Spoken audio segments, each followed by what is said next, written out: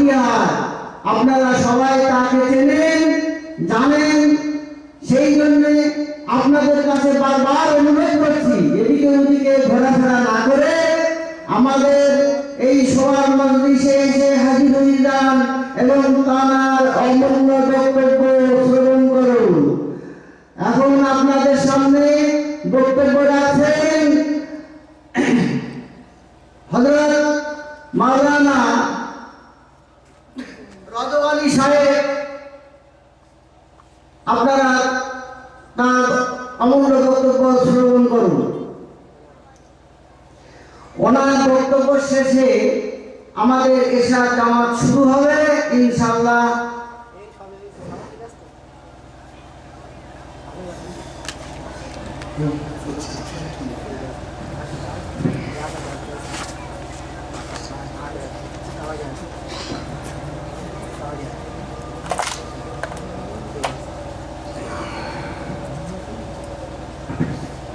السلام عليكم ورحمة الله وبركاته.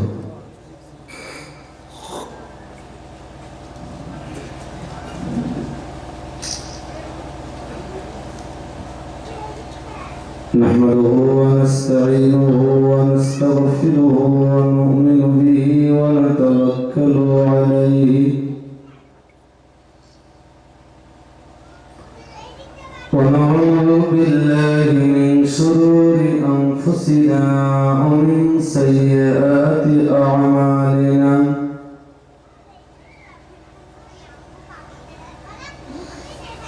من يهده الله فلا مضل له ومن يضلله فلا هادي له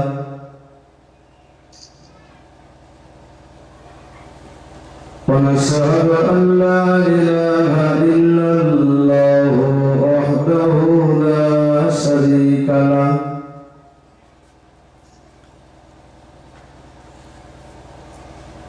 ونشهد أن سيدنا ونبينا وحبيبنا ومولانا محمدا عبده ورسوله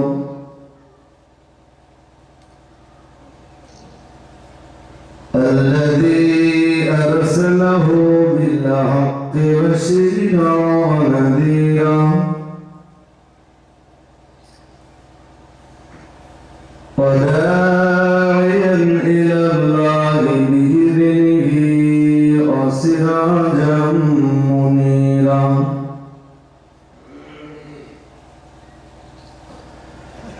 فأعوذ بالله من الشيطان الرجيم بسم الله الرحمن الرحيم إن الله وملائكته يصلون على النبي يا أيها الذين آمنوا صلوا عليه وسلموا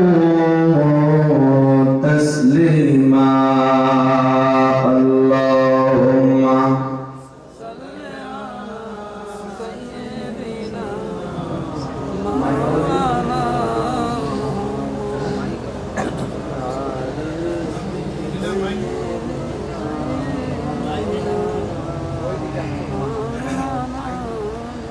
نبينا محمد رسولنا محمد حبيبنا محمد شفيعنا محمد اللهم صل على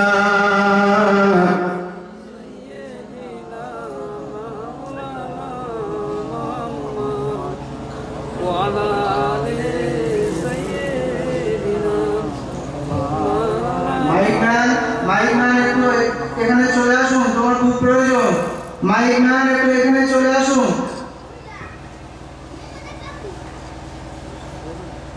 نحمده ونصلي على رسوله الكريم أما بعد أعوذ بالله من الشيطان الرجيم الذين آمنوا ولم يلبسوا إيمانهم بظلم أولئك لهم الأمن وهم مهتدون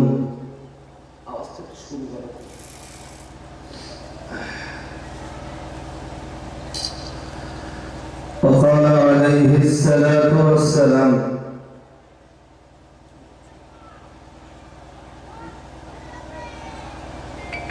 من الكبائر الإشراك بالله وعقوق الوالدين وقول الزور وفي رواية شهادة الزور أو كما قال عليه الصلاة والسلام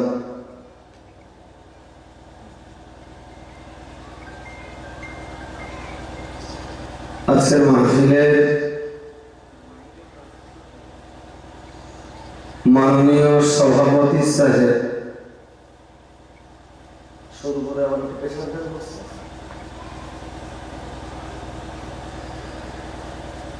আমন্ত্রিত দিগার ওলামায়ে হযরত সমবেত আল্লাহওয়ালা শ্রোতা মণ্ডলী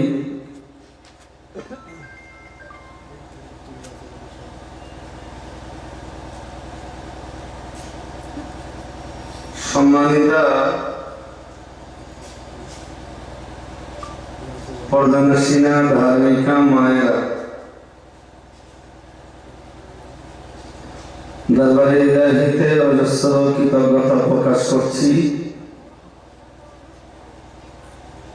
যিনি আজকের মাহফিলে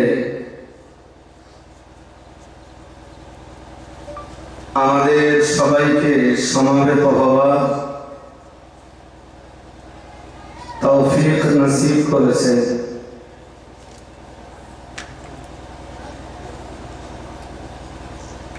সকলে বলুন আলহামদুলিল্লাহ। সবাই মিলেমিশে বলুন আলহামদুলিল্লাহ। প্রিয় রাসূলের উপর মনিটরটা বন্ধ করে শুধু বক্সের মধ্যে ঢুকিয়ে দেন।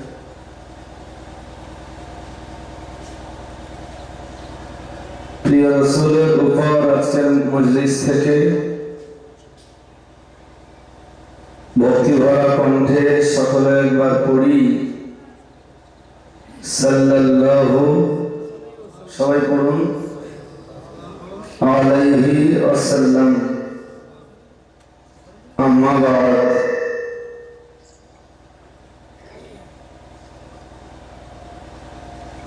এতক্ষণ ধরে বিদায়ী বক্তার কাছে নসিহত শুনলেন। আপাতত আমি এসে বসেছি কোরআন শরীফের সূরা আনআমের ছোট্ট একটা আয়াত পড়েছি।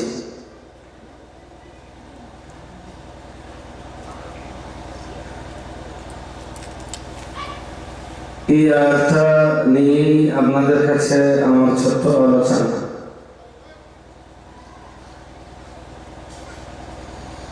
যতক্ষণ আলোচনা হবে এই একটা ছোট্ট আয়াতের উপরে,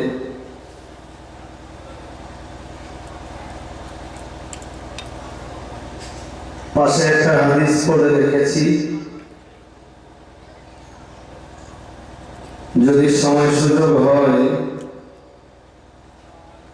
তো হাদিসটাও আপনাদের কাছে উপস্থাপন করবার নিয়ত করছি। আল্লাহ কবুল করুন, বলুন আমিন। আরো একবার বলেন আমিন। ঠিক পৌষ মাসের 4 তারিখে যতটা ঠান্ডা পড়া দরকার, আসুন আমরা আল্লাহর কৃতজ্ঞতা প্রকাশ করি। ঠান্ডা কম নেই, বলা যায় ততটা আছে। আলহামদুলিল্লাহ বলুন। ইমানদারদের জন্য ঠান্ডাও আল্লাহর রহমত, প্রচন্ড গরমটাও ইমানদারদের জন্য আল্লাহর রহমত। ইমানদার কখনো আল্লাহর উপরে নাখোশ হয় না, অসন্তুষ্ট হয় না।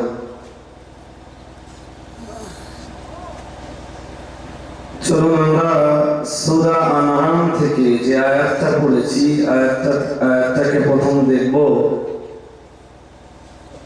আয়াতটার ভিতরে কি আছে। الذين آمنوا ولم يلبسوا إيمانهم بظلم। কোরআন শরীফে মহান আল্লাহ জানিয়েছেন আল্লাযীনা আমানু,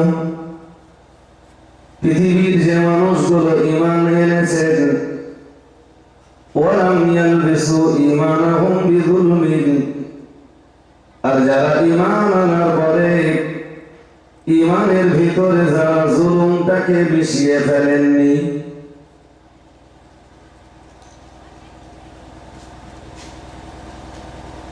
খুব গভীর মনে শোনে,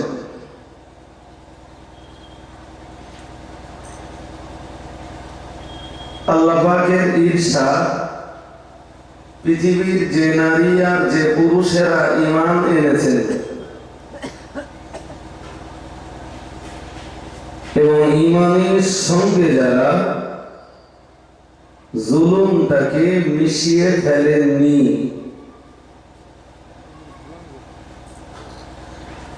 উলাইকা লাহুমুল আমনু, মহান আল্লাহ জানিয়েছেন তাদের জন্যই রয়েছে ইহকাল এবং পরকালের নিরাপত্তা।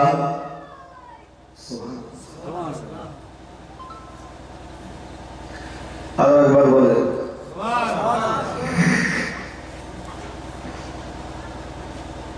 মহান আল্লাহ দ্বিতীয় নম্বরে জানিয়েছেন অহুম মুহতাদুন, পৃথিবীতে তারাই হলো হেদায়েত প্রাপ্ত।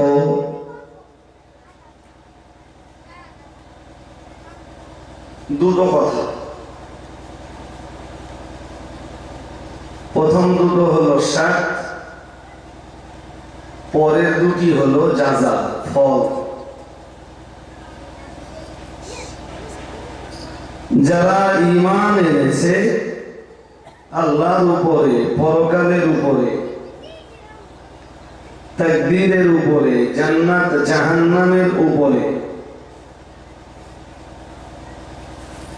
ওয়ালাম ইয়ালবিসু ঈমানাহুম বিযুলমিন, আল্লাহ রাব্বুল আলামিন জানিয়েছেন ঈমান আনার পরে যারা ঈমানের ভিতরে জুলুমটাকে মোটেই জায়গা দেয়নি।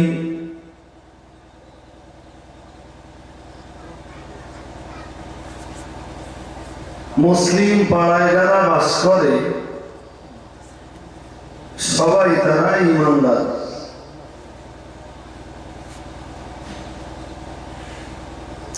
কারোর যদি কাফের বলা হয় তো সেও রাগ করবে, আর যে বলবে তার মনের কাছেও কষ্ট হবে যে লোকটাকে আমি কাফের বললাম। আন্তরিক বিশ্বাসের সঙ্গে যে মানুষটা কালেমা করেছেন তিনি ঈমানদার। নারী হন, পুরুষ হন, যুবক হন, বৃদ্ধ হন, যেই হন, আল্লাহর একত্ববাদকে বিশ্বাস করে যিনি ঈমান এনেছেন ঈমানদার।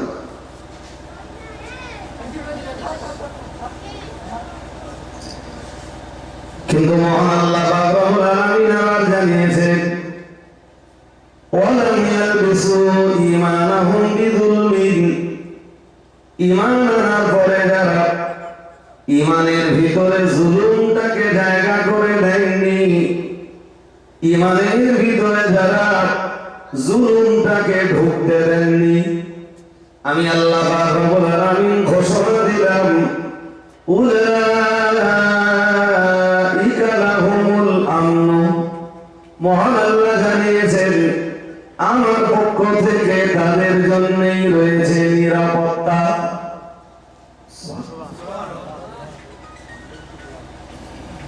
একটু মন খুলে বলেন।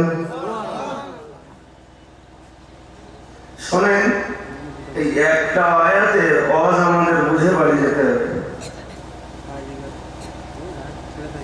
একটা আয়াত,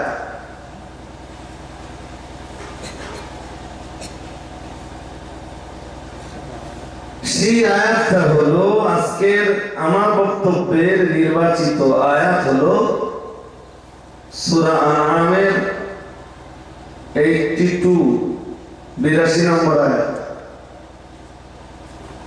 আমি ওইটা বারবার বলছি এই জন্য যে আগে আয়াতটা আপনাকে নিতে হবে। এখানটা যাওয়ার পরে যদি আপনি ভুলে যান তাহলে তো আমার কাছে বেকার হয়ে গেল।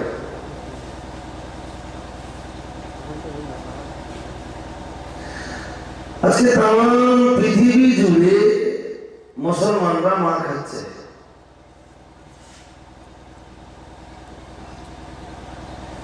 শুধু ভারতবর্ষে না, বাংলাদেশের মতো জায়গায় মুসলমানের নিরাপত্তা নেই, ওলামা সমাজের নিরাপত্তা নেই। পাকিস্তানের মতো জায়গায় নিরাপত্তা নেই। সৌদির মতো দেশ, পৃথিবীর মুসলিমদের শত্রু যে দেশগুলো, তাদের হয়ে বছরের পর বছর দালালি মেরে আসছে। আমি এই জন্যই আরেকটা পড়েছি, যেখানে মহান আল্লাহ ইমানদারদের নিরাপত্তার ঘোষণা দিয়েছেন। আজকের সারা পৃথিবীর ইমানওয়ালা মানুষদের নিরাপত্তাটা কোথায়?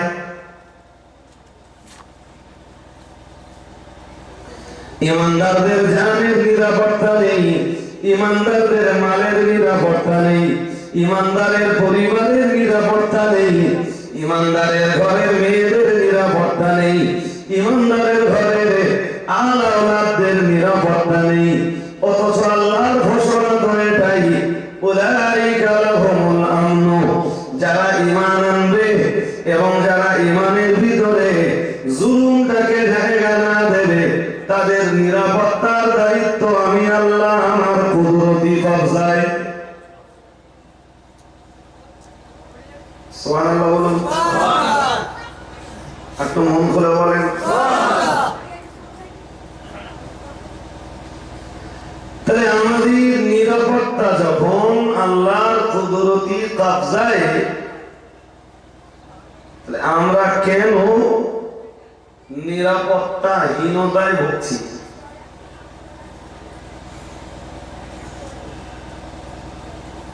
মুসলিম কেন মার খাচ্ছে? কারণ এইটা, এর প্রথম কারণ ঈমানওয়ালাদের ঈমানের ভিতরে জুলুম ঢুকে গেছে, যেটা ওই আয়াতে রয়েছে। কে জানি আপনাদেরকে সন্ধ্যাবেলায় এই মানে ফার্স্ট নাইটে আমি বোঝাতে পারবো কিনা, তবে বুঝবার জন্যে যেমন দরকার আমার ঠান্ডা মস্তিষ্ক, তেমন দরকার শ্রোতাদের ঠান্ডা ব্রেন এবং চেষ্টাটা 16 আনা। তবে এই একটা আয়াতের অর্থ বুঝবেন। যদি বলেন ঘটনা শুনবেন, অ্যাকচুয়াল ঘটনায় কিছু নেই, সেটা কিছু নেই, আছে মনের কিছু তৃপ্তি, মনোরঞ্জন, মনের কিছু আনন্দ। মূল জ্ঞান কোরআনে। ওই জন্য আল্লাহ তার রাসূলকে নির্দেশ দিয়েছেন, ফাযাক্কির বিল কোরআনি, ও নবী আপনি আপনার উম্মতের কাছে ওয়াজ করুন আমার কোরআন দিয়ে।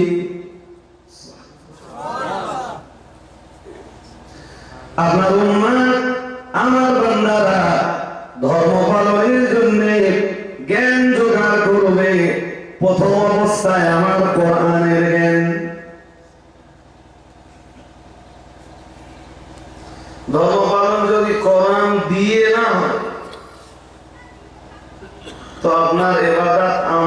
পরিমাণ যত বেশি হোক আল্লাহর কাছে সেটি অ্যাকসেপ্টেড নয়, গ্রহণযোগ্য নয়, মকবুল নয়।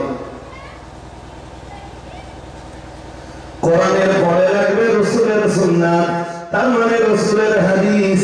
যদি আল্লাহর ইবাদত গুলি নবীর তরিকায় না হয়, তাহলে আল্লাহর কাছে আপনার আমার ইবাদতের কোনো মূল্য নেই।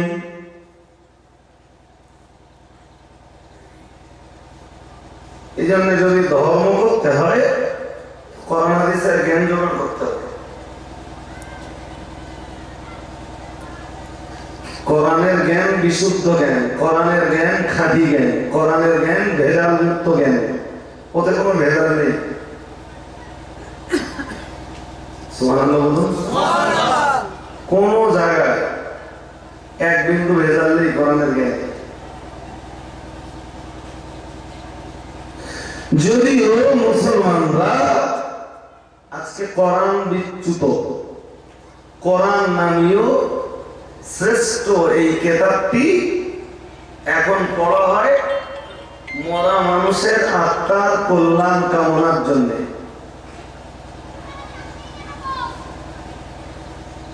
জিন্দারা কোরআন শুনতেও চায় না, মানতেও চায় না, বাস্তবায়নও করতে চায় না। মরে যাওয়ার পরে কোরআন শরীফ দিয়ে ওরে রক্ষে যাবে, এটা হয়ে গেছে এক্ষুনি মুসলমানদের একটা রীতি রেওয়াজ প্রথা। সব জায়গায় আপনাদের কোন নগরে শুরু না, আমার কেমন তাই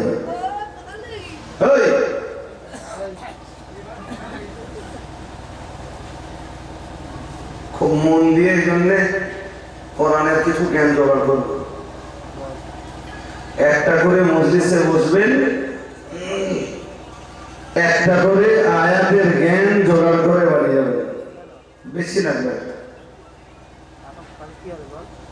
যেমনটা আমি শুরু করেছি আজকে সূরা আনআমের 82 নম্বর আয়াত। ঈমান আনতে হবে আল্লাহর উপরে, আর ঈমানের ভিতরে জুলুমটাকে জায়গা দেওয়া চলবে না। তখন নিরাপত্তার দায়িত্ব কার বলুন?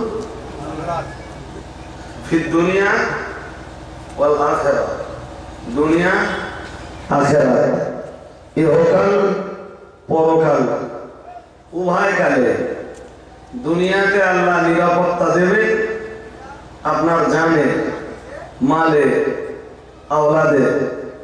পরকালে আল্লাহ নিরাপত্তা দেবেন জাহান্নামের আগুন থেকে। একটু মন করে বলেন। এখন প্রশ্ন হলো, অন্য মনস্ক হবে না একদম। প্রশ্ন হলো, আমাদের ঈমান আছে, আমরা যারা এসে কেউ কাফের না, কেউ আমরা বেঈমান না, সবাই ঈমানদার। আমাদের নিরাপত্তা নেই দুনিয়ায়। তার মানে আমাদের ঈমানে কোথাও জুলুম ঢুকে যায়নি তো? আমাদের ঈমানের ভিতরে জুলম নেই তো? আপনি জিজ্ঞেস করতে পারেন হুজুর ঈমানের ভিতরে জুলুম কি? তিনটি জবাব।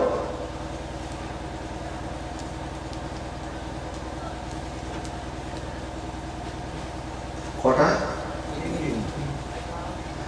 ঈমানের ভিতরে জুলুম জায়গা পেতে পারে তিনটি কায়দায়। প্রথম কায়দা,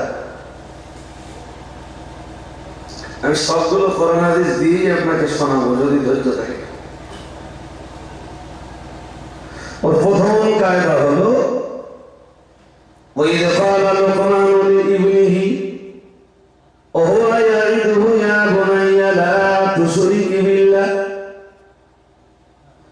হযরত লুকমান হাকিম তিনি একজন শ্রেষ্ঠ পণ্ডিত, যদিও তিনি কোনো নবী ছিলেন না, তিনি ছিলেন আল্লাহর ওলি, কিন্তু আল্লাহ তাকে যা জ্ঞান দিয়েছিলেন, জ্ঞান অনুযায়ী তিনি তার জীবনটাকে জ্ঞানের উপরে দাঁড় করিয়েছিলেন।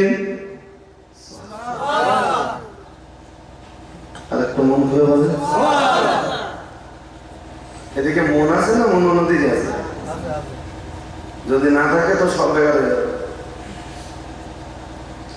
আমি টুকটুক করে বলবো আর ওই কথাটা বোঝাবো যে ইমানের ভিতরে জুলুম কি।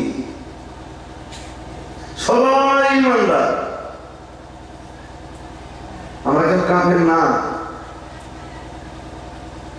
এবার জুলুমটা বোঝাচ্ছি।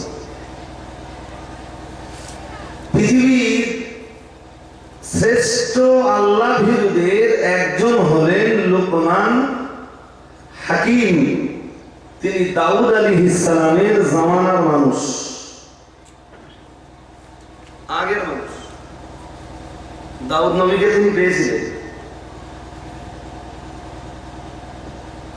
তার যতটা এলেম ছিল ততটা আমল ছিল, এই জন্যে তাকে বলা হয় হাকিম।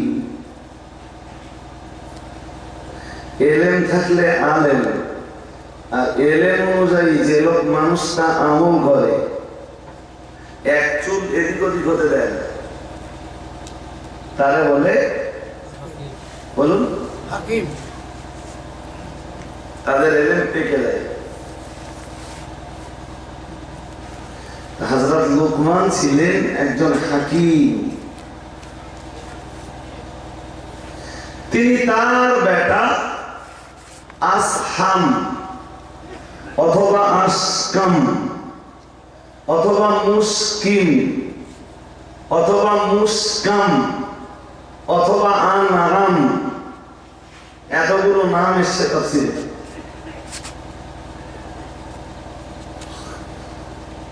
তিনি তার বেটার কাছে নসিহত করছেন।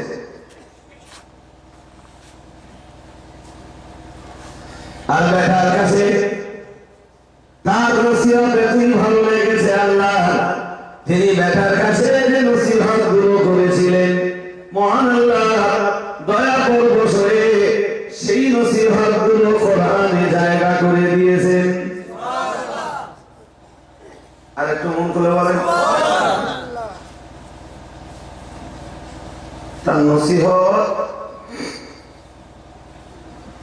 এত ভালো লেগেছে আল্লাহ যে আল্লাহ খুশি হয়ে উম্মতে মুহাম্মাদীর বাবা যারা, পিতা যারা, তাদের জন্য নসিহত গুলো জায়গা করে দিয়েছেন, এজন্য যে উম্মতে মুহাম্মাদীর পিতারা যেন তাদের সন্তানের কাছে এই নসিহত গুলো করে।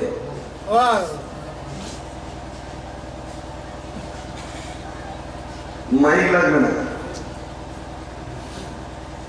বাবা তার ছেলের কাছে ওয়াজ করবে,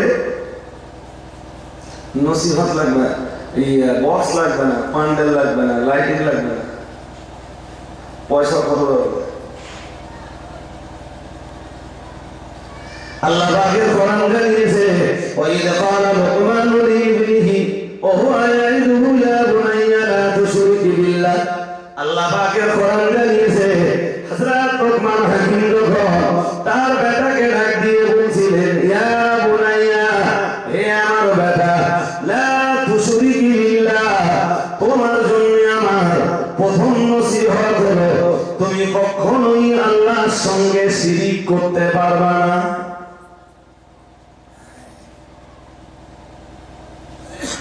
কথায় মন দেন, এটা প্রথম নসিহত। আরো নসিহত আছে, পুরো এক রুকু ধরে, কোরআন শরীফের এক রুকু ধরে আল্লাহ বর্ণনা দিয়েছেন লোকমান হাকিমের বেটার কাছে তার নসিহতের। সুবহানাল্লাহ, একটু মন করে বলুন। আজকে যারা অশ্বনে বাড়ি যাচ্ছেন, এই একটা আওয়াজ অন্তত আপনার ছেলেদের করে কোরআনের হকটা আদায় করুন, যে বেটা জীবনে যাই করিস আল্লাহর সঙ্গে শিরক করবি, কেন? লুকমান হাকিম সেটাও তার বেটাকে বুঝিয়ে দিলেন, ইন্না শিরকা লাযুলমুন আযীম। বেটা, শিরক হলো আল্লাহর প্রতি মহা জুলুম। কথা বুঝতে অসুবিধা হচ্ছে? মহা অত্যাচার। ওদিকে শুরুতে যে আয়াতটা পড়েছিলাম, আয়াতটা মনে আছে? যারা ঈমান এনেছে, ঈমান আনার পরে যারা জুলুমটাকে ঈমানের সঙ্গে মেশায়নি, তাদের নিরাপত্তার দায়িত্ব আল্লাহ বলেন। এই ঈমানের ভিতরে জুলুম কি ওইটা বোঝাচ্ছিলাম। হযরত লুকমান হাকিম তার বেটাকে ডেকে বললেন, ইয়া বুনাইয়া, ও আমার বেটা শোনো, লা তুশরিকি বিল্লাহ, খবরদার যেন আল্লাহর সঙ্গে কোনোদিন শিরক করবা না। ইন্না শিরকা লাযুলমুন আযীম। তলোয়ার দিয়ে যদি তোমায় কেটে টুকরা টুকরা করে দেওয়া হয়, তবুও যেন আল্লাহর সঙ্গে কখনো তুমি শিরক করবা না। অথবা যদি আগুনের ভিতরে তোমায় ফেলে দেওয়া হয়, আগুনের ভিতরে যদি জ্বলন্ত আগুনে যদি তোমায় ফেলে দেওয়া হয়, বেটা তোমার বাবার নসিহত এটা তোমার জন্য, তবুও তুমি আল্লাহর সঙ্গে শিরক করো না। কারণ হলো এটাই, ইন্না শিরকা লাযুলমুন আযীম। শিরক হলো আল্লাহর প্রতি মহা অত্যাচার।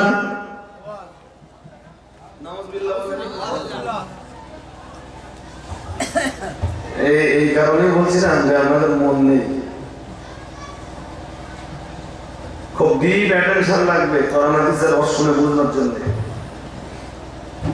আর এমনি ঘন ঘন দু চারবার জিন্দাবাদ দেওয়া পারি না, নারে তাকবীর আল্লাহু আকবার, ওতে ব্রেনও লাগবে না, অ্যাটেনশনও লাগবে না, মনোযোগও লাগবে না, ঠান্ডা মস্তিষ্কও লাগবে না, গরম মাথা স্টোরে ব্রেনে ঢুকে যাবে।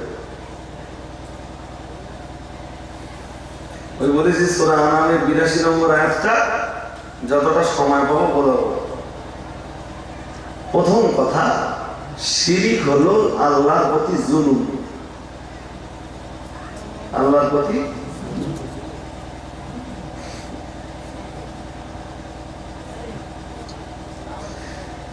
এই যে বারবার শিরক শিরক শিরক শব্দটা বলছি, কিসে? আল্লাহর জন্য পার্টনার নির্ধারণ করা। পার্টনার বলে ইংরেজি কথা, হ্যাঁ?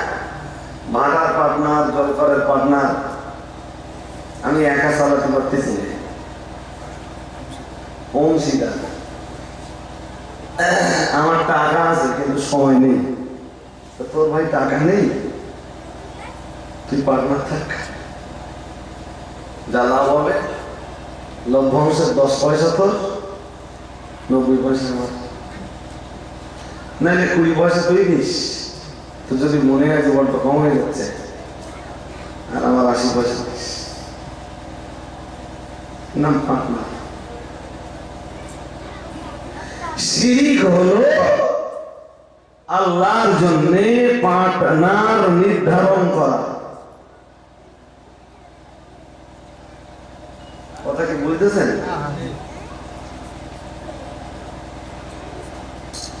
আল্লাহ পাকের নবীর প্রতি আল্লাহ পাকের রাসূল যখন আল্লাহর ইবাদতের দিকে, এক আল্লাহর ইবাদতের দিকে মানুষকে যখন ডাকছিলেন, ও বাবাজিরা ভাইরা, ওরা আমির ইবনে তুফাইল নামীয় একজন লোককে রাসূলের কাছে প্রতিনিধি করে পাঠালো।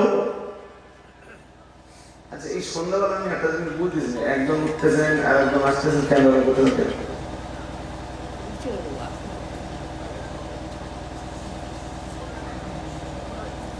সবে তো ওরা ডাকলে চলে যাবে। ও ব্যাপারে আপনার অভিজ্ঞতা নেই।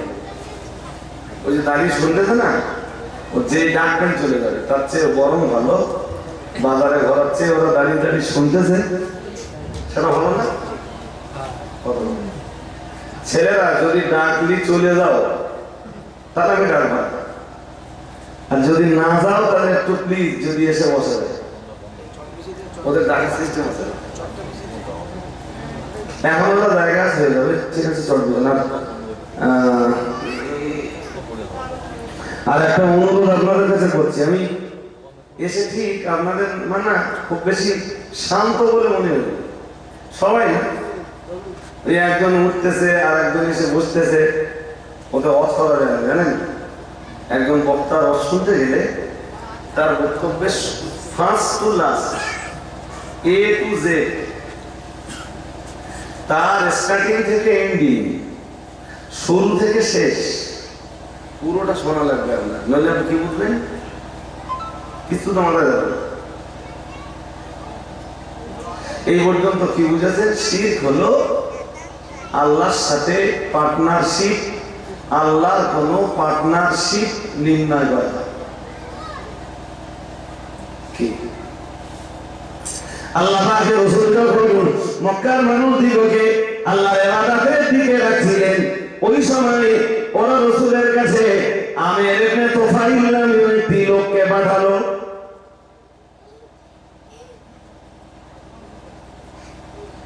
পাঠিয়ে ওরা জিজ্ঞেস করলো, মুহাম্মদুর রাসূলুল্লাহ সাল্লাল্লাহু আলাইহি ওয়াসাল্লাম তিনি তো মানুষকে আল্লাহর দিকে আহ্বান করছেন, আল্লাহর দিকে তিনি দৌড়াচ্ছেন,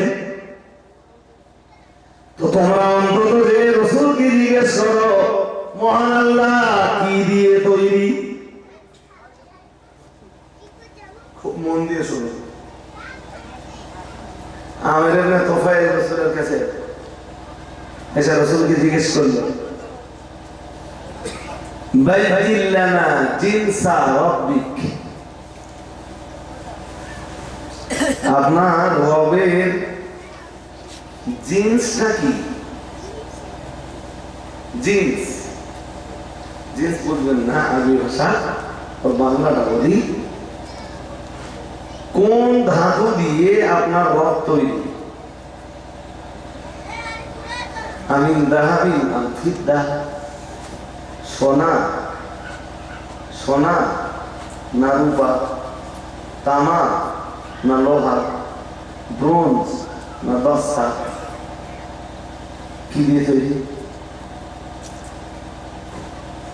রাসূলকে জিজ্ঞাসা করে।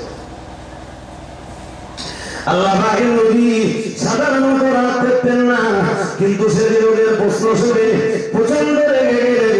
প্যারা নবী মুহাম্মদুর রাসূলুল্লাহ সাল্লাল্লাহু আলাইহি ওয়াসাল্লাম আমার আল্লাহর নবী ছোট্ট কথায় জবাব দিলেন, না না না না না, আমার রব তো ব্রোঞ্জ থেকে তৈরি হয়নি, আমার আল্লাহ তো তামা দস্তা দিয়ে তৈরি হয়নি, আমার আল্লাহ পাক রব্বুল আলামিন তো সোনা আর রূপা দিয়ে তৈরি হয়নি, বরং পৃথিবীর এই ধাতুগুলো সব তো তৈরি করেছেন আমার আল্লাহ। আমি সেই রবের ইবাদতের দিকে রাখছি যিনি এইগুলো সব সৃষ্টি করেছেন। নবী ওই যে রেগে গেলেন না, নবীর সান্ত্বনা দিতে আল্লাহ নবীকে দিলেন সূরাতুল ইখলাস।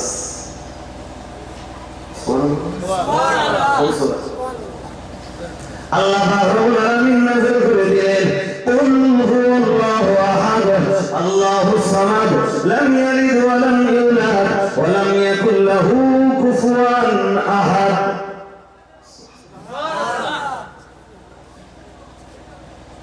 ওর ভিতরে আছে, পড়ে দেখবেন, লাম ইয়ালিদ ওয়া লাম, কেউ তাকে সৃষ্টি করিনি।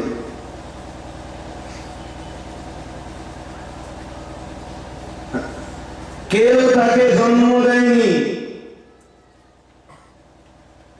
তিনিও কিছু জন্ম দেননি। জন্ম দেননি মানে তার কোনো পিতা নেই, তিনিও কারোর পিতা নন। কোন জিনিস থেকে তিনি সৃজিত নন, তিনি তো তিনি। ওয়ালাম ইয়াকুল লাহু কুফুয়ান আহাদ, সামঞ্জস্যতা চলে না, কেউ তার সমকক্ষ নয়, কেউ কখনোই তার সমতুল্য হতে পারে না। একটু মন খুলে বলেন আল্লাহর একত্ববাদের ব্যাপারে যত সূরা আছে, সূরা ইখলাস হলো সবচাইতে গুরুত্বপূর্ণ সূরা। সুবহানাল্লাহ। ইউটিউব ঘাটলে গত কালকে রাত্রে একটা আওয়াজ পাবেন, সূরা ইখলাসের নাম আর ফজিলত, এই দুটো বিষয় নিয়ে 1.5 ঘন্টা আওয়াজ করেছি। আজকে যে কথাগুলো আপনারা শোনালাম এগুলো বলিনি কালকে, ওইগুলো বলতে বলতে সময় শেষ হয়ে গেছে। জি, ভালো করে মাথায় রাখুন, আল্লাহ পাকের নবীর উপরে যখন নাযিল হলো কুল হুয়াল্লাহু আহাদ, আল্লাহ পাক যখন নাযিল করে দিলেন, ও নবী আপনি বলুন হুয়াল্লাহু আহাদ, তিনি আল্লাহ এক, একক, লা শারীক, আল্লাহুস সামাদ, আল্লাহ হলেন বেনিয়াস, আল্লাহ হলেন অমুখাপেক্ষী, আল্লাহ কারোর মুখাপেক্ষী নন, আল্লাহ কারোর মুখাপেক্ষী নন, বরং সবাই হলো তাম সৃষ্টি আল্লাহ পাকেরই মুখাপেক্ষী।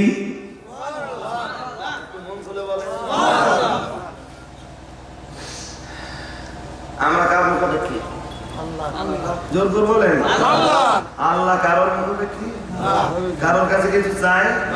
কারোর কাছে সাহায্যের দরকার হয়? হয় না। বেনিয়াস, অমুখাপেক্ষী। এই আল্লাহুস সামাদ, ওই সমাদ শব্দটার ব্যাখ্যা করেছেন তাফসীরকারকরা অন্তত 20 রকম কায়দায়।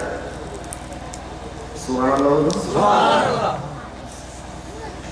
মহান আল্লাহ আবার জানিয়েছেন লাম ইয়ালিদ ওয়া লাম ইউলাদ, না না না না না, আল্লাহ পাক রব্বুল আলামিন কাউকে তিনি জন্ম দেননি, তিনি কারোর পিতা নন, আর কেউ দুনিয়ার কেউ তার পিতা নয়, আসমান জমিনে তার কোনো বাবা নাই। আল্লাহ পাক জানিয়ে দিয়েছেন লাম ইয়ালিদ ওয়া লাম ইউলাদ ওয়া লাম ইয়াকুল লাহু কুফুয়ান আহাদ। ভালো করে মাথায় রাখুন, মহান আল্লাহ শেষ বেলায় জানিয়েছেন আল্লাহর সমতুল্য কেউ নেই, আল্লাহর কোনো পার্টনার নেই। এই আয়াতগুলো যখন নাযিল হলো, ও বাবাজিরা ভাইরা, বেঈমান বেঈন ধর্মহারারা বলল আমরা তো 360টি উপাস্যের উপাসনা করি।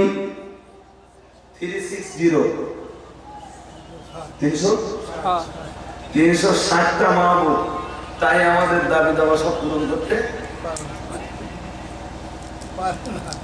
পারে? ওরাই বলবো, সে বললো পারে না। আর ও মুহাম্মদ বলুন সাল্লাল্লাহু আলাইহি ওয়াসাল্লাম, তোমার এক আল্লাহ সব পারবে?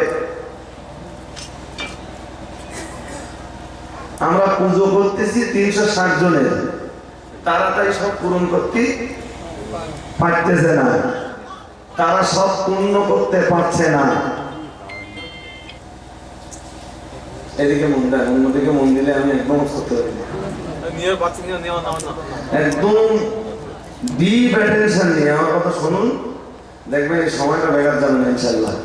ও মুহাম্মদ সাল্লাল্লাহু আলাইহি ওয়াসাল্লাম বলো, তোমার এক আল্লাহ কি পারবে আমাদের সব চাহিদা পূরণ করতে? তখন কোরআন শরীফের আবার একটা আয়াত নাযিল হয়ে গেল, কোরআন শরীফের 23 পারা সূরা সাফফাতের আয়াত নাযিল হয়ে গেল, ওয়াস-সাফফাতি সাফফা ফাস-সাজিরাতি জাসরা ফাত-তালিয়াতি যিকরা ইন্না ইলাহাকুম লাওয়াহিদ। সুবহানাল্লাহ। মহান আল্লাহ নাযিল করে দিলেন ইন্না ইলাহাকুম লাওয়াহিদ, নিশ্চয়ই তোমাদের এক আল্লাহই তোমাদের জন্য যথেষ্ট।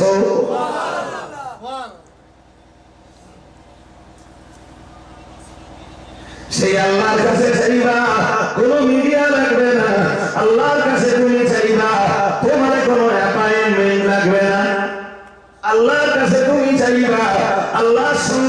কথা বলবা এর জন্য কোন সিরিয়াল নাম্বার লাগবে? দুনিয়ার প্রধানমন্ত্রীর সাথে দেখা করতে যান, প্রথম দরকার অ্যাপয়েন্টমেন্ট, না গেলি দেখা হবে? হবে হবে না। তারপর মিডিয়া, প্রথম মিডিয়া, মিডিয়া না হলে অ্যাপয়েন্টমেন্ট পাবেন না। 2 নম্বরে অ্যাপয়েন্টমেন্ট, 3 নম্বরে টাইম, নির্দিষ্ট টাইম। তার উপরে কেউ যদি রাত 12টার সময় দিয়ে বলেন দেখা যাবে, হবে হবে না। 4 নম্বরে সিরিয়াল নাম্বার, দাঁড়াও ভাই, তোমার আগে 20 জন আছে, তারা প্রধানমন্ত্রীর সঙ্গে কথা বলবে, তারপর তুমি কথা বলবা। কিন্তু মাওলা মালিক আমাদের এমন রব, আমাদের এমন স্রষ্টা, আল্লাহ আমাদের এমন উপাস্য, না না না না না, যার সঙ্গে কথা বলবার জন্য কোনো দালাল লাগে না, কোনো মিডিয়া লাগে না, সরাসরি আল্লাহর সঙ্গে কথা বলা যায়। একটু মন বলে। দ্বিতীয় নম্বরে আল্লাহর সঙ্গে কথা বলবার জন্য আগে থেকে কোনো অ্যাপয়েন্টমেন্ট লাগবে?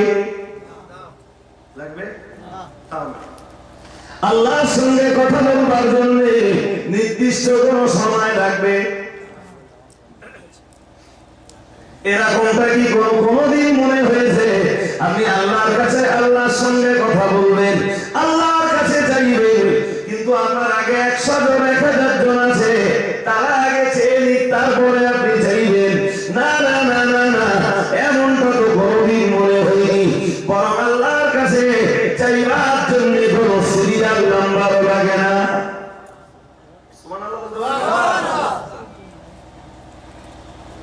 বরং আল্লাহ কি বলেছেন?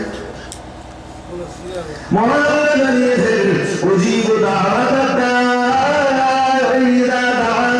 আল্লাহ রাব্বুল আলামিন কোরআন শরীফের 2য় পারা সূরা বাকারার ভিতরে জানিয়েছেন, কোন বান্দা যখন আমার আহ্বান করে, কোন বান্দা যখন আমায় ডাকে, উজিবু দাওয়াতাদ দাঈ, যে অবস্থায় ডাকে আমি আল্লাহ, আমার বান্দার আহ্বানে আমি ওই অবস্থাতেই সাড়া দান করি।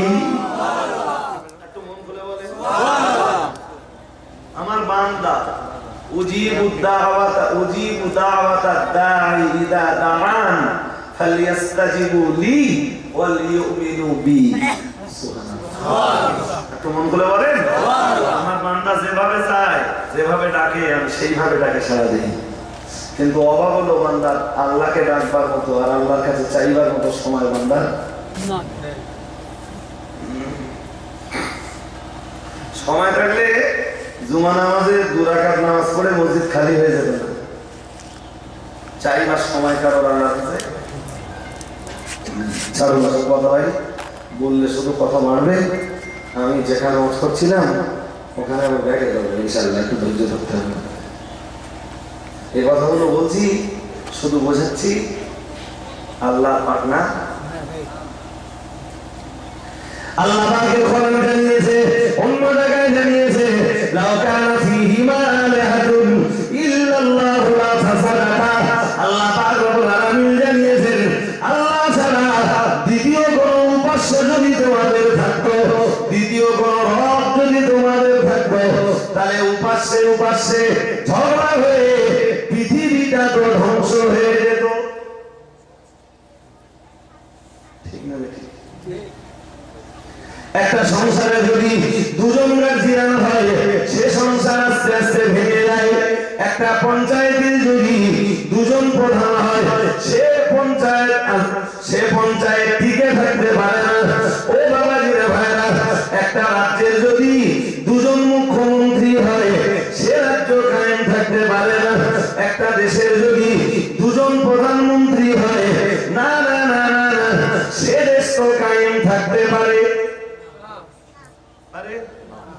একই সঙ্গে একটা গাড়ির যদি 2টো ড্রাইভার হয়, সেম টাইমে 2 জনা যদি গাড়ি ভাগ করে চালায়, ভাগ করে মানে এরকমটা যে কেউ বললো আমি চাপবো ব্রেক, আর একজন বললো আমি দেবো গিয়ার, আর একজন বললো স্টিয়ারিং থাকবে আমার কাছে, আর একজন বললো পিক আপ দেবো আমি, সেম টাইমে এই টাইমে যদি একটা গাড়ির ড্রাইভার দুজন হয় গাড়ি চলতে পারে? কোরআন শরীফের ওই আয়াতে আল্লাহ পাক গোটাই জানিয়ে দিয়েছেন লাউ কানা ফীহিমা আলাহাতুন ইল্লাল্লাহু লা ফাসাদাতা।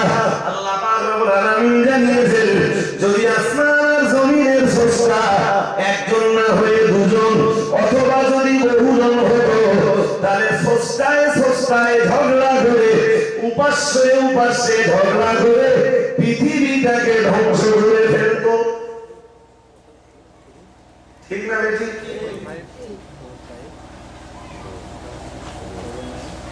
এই জন্যে ইমানদারদের বুঝতে হবে স্রষ্টা কয়জন, পৃথিবীর পরিচালক কয়জন, রেজেক দাতা, আইন দাতা, বিধান দাতা, রোগ দাতা, রোগ মুক্তি দানকারী আল্লাহ।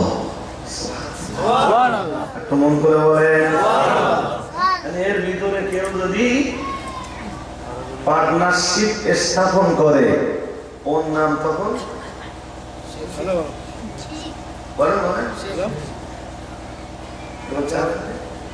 কোচিটা মারা গেছে, মারা যাওয়ার পরে নানান লোক এসে নানান রকম করতে 3 বছর বয়সের কোচি মারা গেছে, তা কেউ বলতে বলতে বলেই ফেলে দেয় অমুক ডাক্তারের কাছে নেগালি, বারবার বললো অমুকের কাছে নেগালি, অমুকের কাছে নেগালি হয়তো মরত না। আচ্ছা বলেন, হায়াতের মালিক আল্লাহ, মৌতের মালিক আল্লাহ, জীবনদাতা তিনি, মৌত দাতা তিনি। ডাক্তারের কিছু করার আছে? কেউ যদি ওই বিশ্বাস করে সে শিরক করবে। খুব ভালো হতো যদি বাস্তব জীবনের শিরকের কিছু দৃষ্টান্ত আমি দিতে পারতাম, কিন্তু আজকে আমার সে সময় হয়ে উঠবে। চলুন আমরা দেখেছি ওই জন্য হযরত লুকমান হাকিম তার বেটার কাছে নসিহত করছিলেন, ইয়া বুনাইয়া লা তুশরিক বিল্লাহ, হে আমার বেটা জীবনে জানো আল্লাহর সঙ্গে তুমি শরীক করবা না। ইন্না শিরকা লাযুলমুন আযীম, নিশ্চয়ই শিরক হলো আল্লাহর প্রতি মহা অত্যাচার, শিরক হলো আল্লাহর প্রতি মহা জুলুম।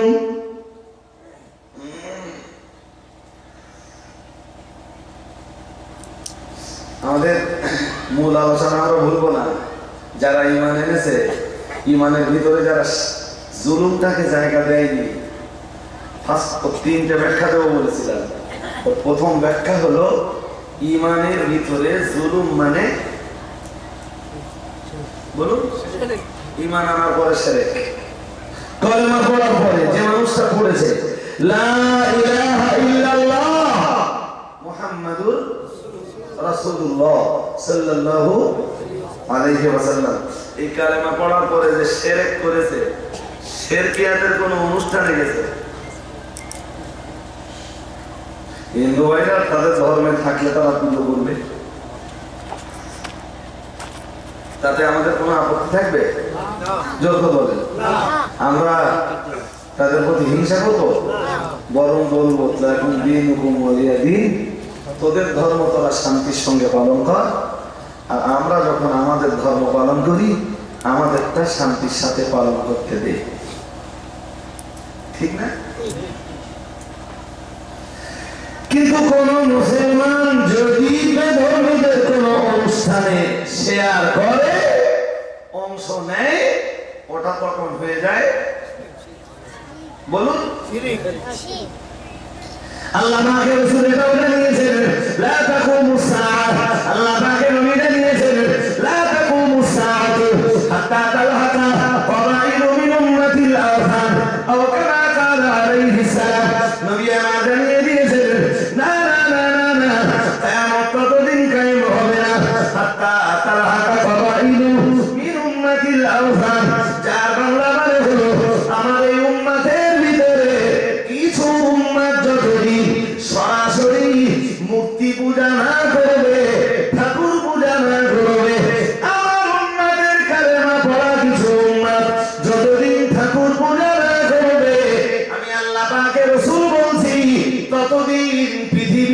ধ্বংস হবে না। নাউযুবিল্লাহ বলেন। উম্মাহ ঠাকুর পূজা করলে ভালো হলো। সুবহানাল্লাহ বলতে না, এটা সুবহানাল্লাহ বলার জায়গা না, বরং বলতে হবে নাউযুবিল্লাহ। আল্লাহ আমাদেরকে আপনি ওই পুতুল পূজা থেকে দূরে রেখে দেন, আমরা যেন আপনারই শুধু পুজো করতে পারি। আমরা পুজো করবো শুধু কার? বলুন আল্লাহ রাব্বুল আলামিন ওই বিধানটাই কোরআনে দিয়েছেন। কোরআন শরীফে মহান আল্লাহ জানিয়েছেন, ওয়াকাদা রাব্বুকা আল্লা তা'বুদু ইল্লা ইয়্যাহু। কোরআন শরীফে 15 পারা সূরা বনী ইসরাঈল খুললে পেয়ে যাবেন।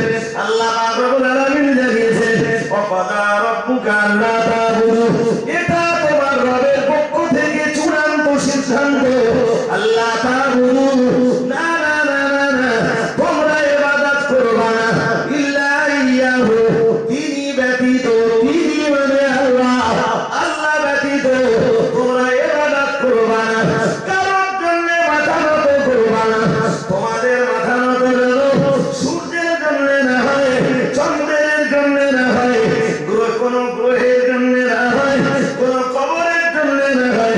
তোমাদের সাজদা যেন কোন পুতুলের জন্য না হয়, মাটির তৈরি কোন মূর্তির জন্য না হয়, কোন দেব দেবীর জন্য না হয়।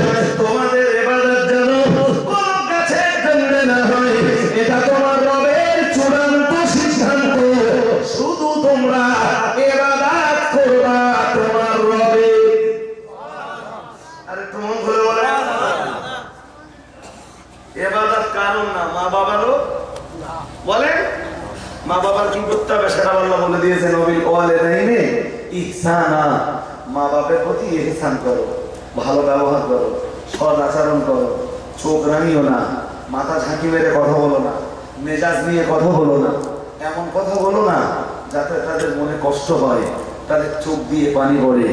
বৃদ্ধ বৃদ্ধা বয়সে তোমরা যা খাও তাদেরকে তাই খাওয়াও, তোমরা যা পড়ো তাদেরকে তাই পড়াও, তোমরা যেমন জায়গায় রাত কাটাও তাদেরকে সেই রকম জায়গায় রাত কাটাতে দাও। কথা কি বোঝা যায়? এর নাম এহসান। কিন্তু ইবাদত হবে কার জন্য? জোর করে বলেন আল্লাহ। যদি ইবাদত আল্লাহ ছাড়া দ্বিতীয় কারোর জন্য হয় তার নাম শিরক। আর ওই শিরকের অনুষ্ঠানে যে যাবে সেটাও কি? এই জন্য কুমোরপুকুরের মেলাও কিছু বলে না কেন? শিরক। ওই কুমোরপুকুরের মেলার উৎপত্তি মূলত শিরক থেকে। কি থেকে? এই জন্য কোনো মুসলমানের বাচ্চা ওখানে যাবে না, গেলে কি হবে? শিরক হবে। আর ওইটা শিরক হওয়া মানে ঈমানের ভিতরে কি ঢুকে যাবে? আমার কথা বুঝতে পারছেন? শুরুতে বলেছিলাম সূরা আনামের 82 নম্বর আয়াত, ওয়ালাম ইয়ালবিসু ঈমানাহুম বিযুলমিন। আল্লাহ রাব্বুল আলামিন জানিয়েছেন, আল্লাযীনা আমানু, পৃথিবীতে যারা ঈমান এনেছে, ওয়ালাম ইয়ালবিসু ঈমানাহুম বিযুলমিন। আল্লাহ রাব্বুল আলামিন করিয়ে জানিয়েছেন, আর যারা ঈমান আনার পরে নিজেদের ঈমানের ভিতরে যারা জুলুমটাকে জায়গা দেয়নি, আল্লাহ পাক জানিয়ে দিয়েছেন, উলাইকা লাহুমুল আমনু।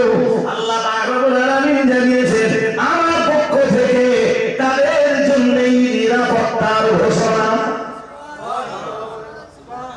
কিন্তু লজ্জার সঙ্গে বলতে হয়, মুসলমান ঘরের ছেলে মেয়েরা ঈমান আনার পরে শিরকিয়াতের অনুষ্ঠানগুলোতে শেয়ার করে অংশ নেয়। এরকমটা তো রয়েছে এভেলেবেল, আছে না নেই? তো আল্লাহ এই ঈমানদারদের নিরাপত্তার দায়িত্ব নেবে না? আছে আর আল্লাহর দায়িত্ব? তুমি আল্লাহর দায়িত্ব থেকে খারিজ হয়ে গেছো। এটা তো দুনিয়ায়, এটা তো দুনিয়ায়। পরকালে এই যেগুলো শিরকের সঙ্গে জড়াবে, কোরআন শরীফে মহান আল্লাহ জানিয়েছেন, অন্য আয়াতে জানিয়েছেন, ইন্নাল্লাহা লা ইয়াগফিরু আন ইউশরাকা বিহি। আল্লাহ রাব্বুল আলামিন জানিয়েছেন, ইন্নাল্লাহা লা ইয়াগফিরু আন ইউশরাকা বিহি ওয়া ইয়াগফিরু মা দুনা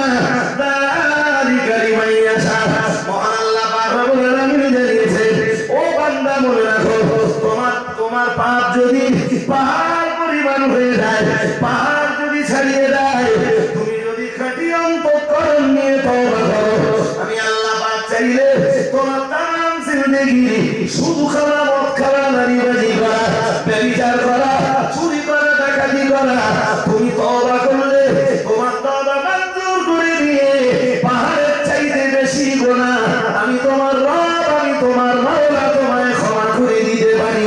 তবে বান্দা মনে রাখো, লা ইয়াগফিরু আন ইউশরাকা বিহি, কোনদিন যদি আমি আল্লাহ আমার সঙ্গে শিরক করে ফেলো, আমি আল্লাহ আমার পার্টনারশিপ যদি নির্ধারণ করো, আমার জন্য যদি কোন পার্টনারের মান্যতা তুমি দাও, আমার সঙ্গে যদি শরীক করে ফেলো, আমি আল্লাহ তোমার তামাম জিন্দেগি পাহাড় পরিমাণ গুনাহ মাফ করে দিলেও তোমার শিরকের গুনাহ আমি কখনোই ক্ষমা করব না। জোর করে বলেন কেন করেন না আল্লাহ? এটা আল্লাহ রাগ কেন?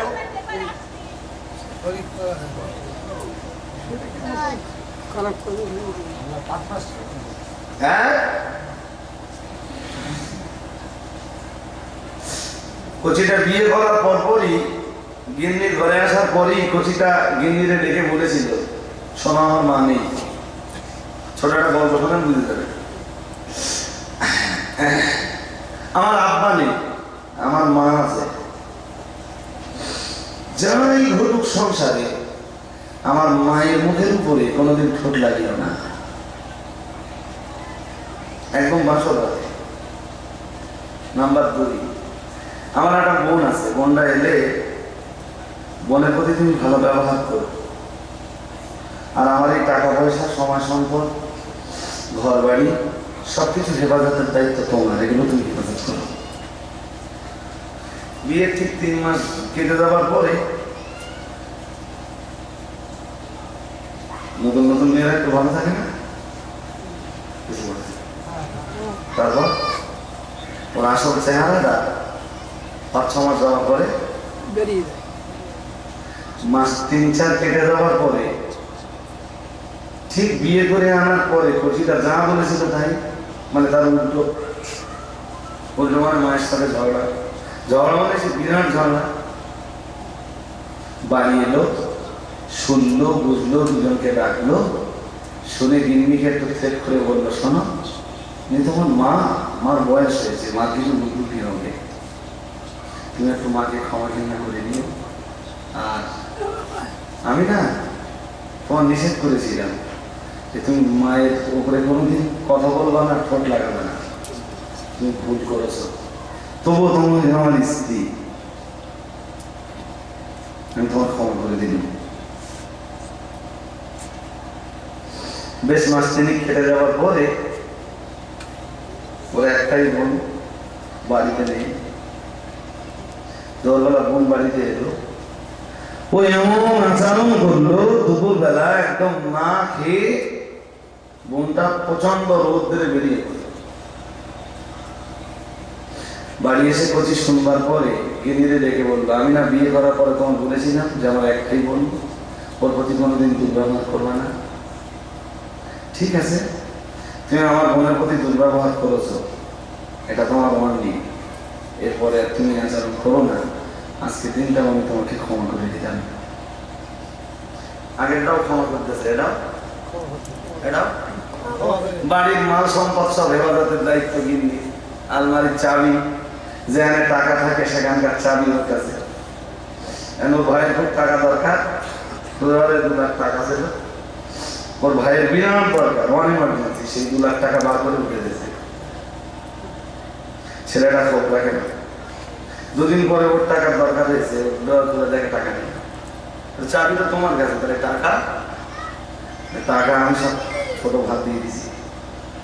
তো তার মানে তাহলে আমার ভাই না বিরাট বিপদে পড়ে গেছে, আমার কাছে এসে খুব কান্নাকাটি করছিল, তোমারে বললে এবার তুমি রাজি হও কিনা, তাই খুব গোপন ও 1 মাসের জন্য নিয়ে যাবো দিয়ে বলে, আমার আজকেই এমার্জেন্সি টাকা দরকার, আমার এখন উপায়। তোমার না বিয়ে করে আনার পরে বলেছিলাম যে আমার বাড়ির মাল সামান, ঘর বাড়ি সবকিছু হেফাজতের দায়িত্ব তোমার, তুমি এই দায়িত্ব পালন করলে, আমার টাকা আমারে না বলে তোমার ভাইয়ে দিলে। ঠিক, তোমার প্রথম ভুলটাও ক্ষমা করেছিলাম, দ্বিতীয় ভুলটাও ক্ষমা করেছিলাম, তৃতীয়টা আজকে আল্লাহর হস্তে ক্ষমা করে দিলাম, এই রকম কাজ দ্বিতীয়বার আর করো না। মেয়েটা বুঝে গেল সেবাতে মুক্ত। ঠিক 1 বছর পরে ছেলেটা একদিন গভীর রাত্রে বেলায় বাড়িতে তো কেউ নেই, রাত্রেবেলা ঘরের জানালা মানে ঠিক দরজার কাছে এসে দেখলো জানালা খোলা, ঘরে লাইট জ্বলছে, ঘরের ভিতরে অন্য কোনো দৃশ্য না, অন্য কোনো চিত্র না, জাস্ট একজন পর পুরুষ ঘরের ভিতরে বসে আছে। আগে 3টে অপরাধে 3টোই ক্ষমা করা গিয়েছিল, আজকের এই দৃশ্যটা দেখার পরে ক্ষমা করা যাবে বলে কি মনে হয়? কিছু বলতে যাবে?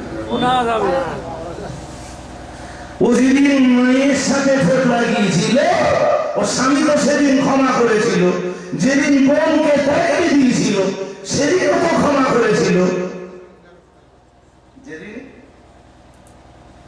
যেদিন স্বামীর না বলে 2 লাখ টাকা দিলে সেদিনও ক্ষমা করে দিল। কিন্তু আজকে ক্ষমা করা যাবে না কেন?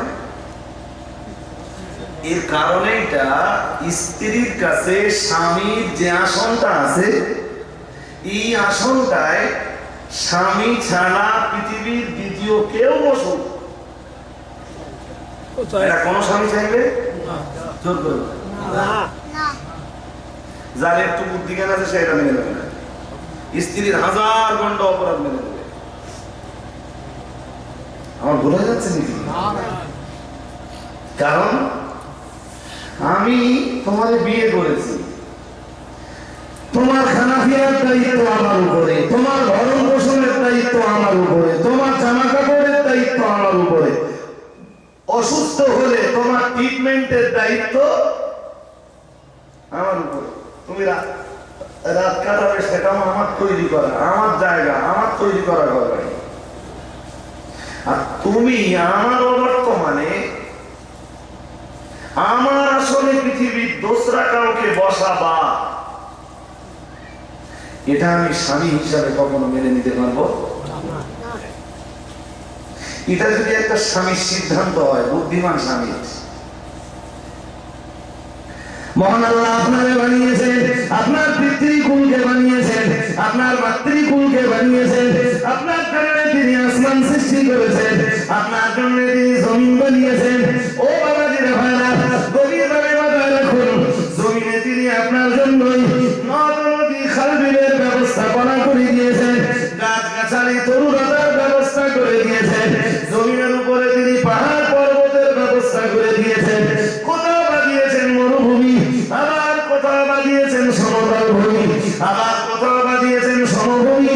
ও বাবাজিরা ভাইরা, ভালো করে মাথায় রাখুন, আল্লাহ পাক রব্বুল আলামিন জমিনটাকে আপনার আমার জন্য সাজিয়ে দিয়েছেন, আসমানটাকে আল্লাহ সৃষ্টি করেছেন। ওই আসমান থেকে পানি নাযিল না হলে আমরা চাষাবাদ করতে পারবো না, আমরা জীবন ধারণে অক্ষম হয়ে যাব। আল্লাহর আসমানের সূর্য বন্ধ হয়ে গেলে না না না না না, আমরা তো দুনিয়ায় টিকে থাকবো না, পৃথিবী থেকে আমাদের অস্তিত্ব হারিয়ে যাবে। ও বাবাজিরা ভাইরা, একদিকে আসমানে তিনি চন্দ্র দিয়েছেন, আর একদিকে আমাদের কল্যাণের জন্য সূর্য দিয়েছেন, দিয়েছেন অসংখ্য অগণিত নক্ষত্র মণ্ডলী। ও বাবাজিরা ভাইরা, এবার আল্লাহ পাক রব্বুল আলামিন বলে দিলেন, বান্দা আমার আসমানের নিচে বসবাস করবি, আমার জমিনের উপরে বসবাস করবি, আমার জমিনের উপরে চাষাবাদ করবি, আমার জমিনের উপরে ঘর বাড়ি বানাবি, আমার জমিনের উপরে ইট ভাটা করে কামাই করবি, আমার জমিনের উপরে জলখার করে কামাই করবি, আমার জমিনের উপরে ব্যবসা বাণিজ্য বিজনেস করবি, দোকানপাট করবি, মার্কেট তৈরি করবি। আমি আল্লাহ পাক রব্বুল আলামিন আমার আসমানের সূর্যের আলো নিয়ে বেঁচে থাকবি, আমার আসমানের পানি নিয়ে বেঁচে থাকবি, আমার আসমানের পানি দিয়ে চাষাবাদ করবি, আমার আসমানের পানি ব্যবহার করবি, আমার তো অক্সিজেন যতদিন বেঁচে থাকবি বিনা পয়সায় ব্যবহার করবি, অক্সিজেনের কোনো চার্জ দেওয়া লাগবে না, সূর্যের আলোর কোনো বিল দেওয়া লাগবে না, আমার আসমানের পানি ব্যবহার করার জন্য আমার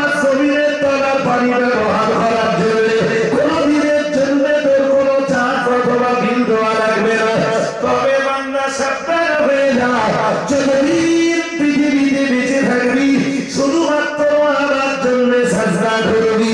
আমি আল্লাহ পাক রব্বুল আলামিন তোরে বলে দিলাম, আমি ব্যতীত পৃথিবীর কারোর কাছে যদি তোর মাথাটা অবনত হয়, সেদিন আমি আল্লাহ তোরে ক্ষমা করব।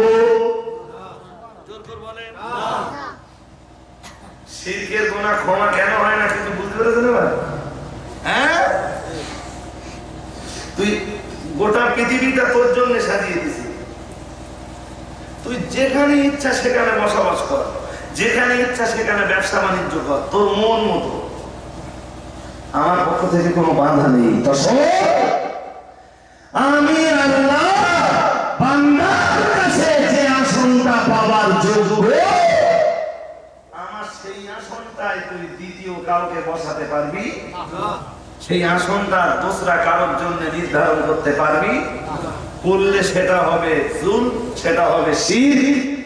আর সেই শিরকটা হলো আমি আল্লাহ আমার উপরে মহা বলুন অত্যাচার, মহা লোকমান হাকিম সব নসিহত বাদ দিয়ে আগে এই নসিহতটা করছেন বেটার কাছে, ইয়া বুনাইয়া লা তুশরিক বিল্লাহ, এ বেটা আল্লাহর কাছে কোনোদিন শিরক করবা না, কোনোদিন আল্লাহর সঙ্গে শিরক করবা না।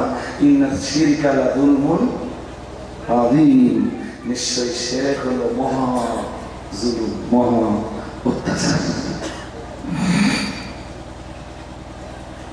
মুসলমান ঘরের ছেলেরা মেয়েরা বেধর্মীদের অনুষ্ঠানগুলোতে এভেলেবেল যাচ্ছে। এরিয়ার পাশে বাড়ি যখন আপনারা তো বুঝতে পারতেছেন না, অসুবিধা হচ্ছে। হ্যাঁ,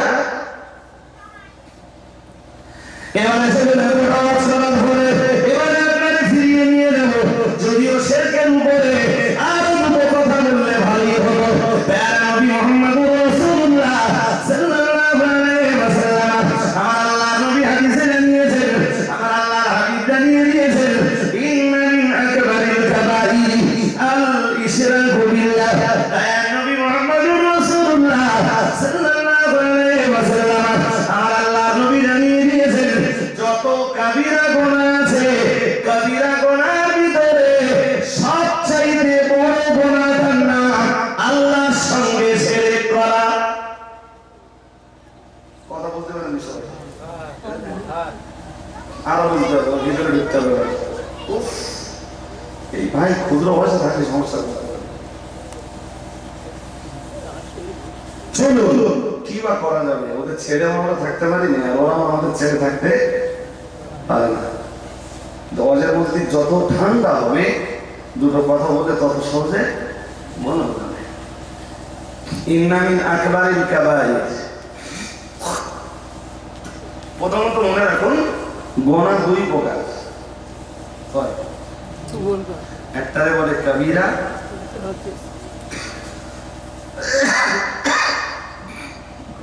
আর একটারে বলে সগীরা। সগীরা, সগীরা মানে ছোট, কবিরা মানে বড়।